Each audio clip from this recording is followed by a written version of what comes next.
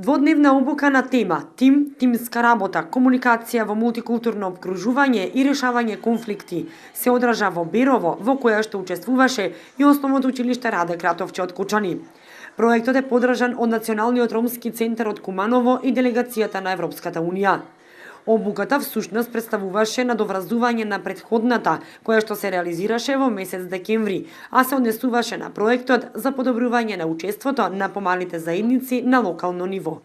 На оваа обука имаше представници од нашето училиште, јас како училишен педагог и одделенскиот наставник Силвана Ивановска, представници од општина Кочани, како и од општина Куманово.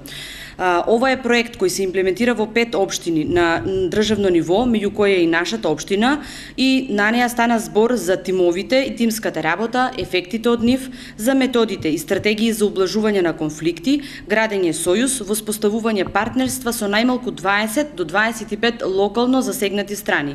Акцентот се стави пред се на улогата на тимот, групата во мултикултурното обкружување.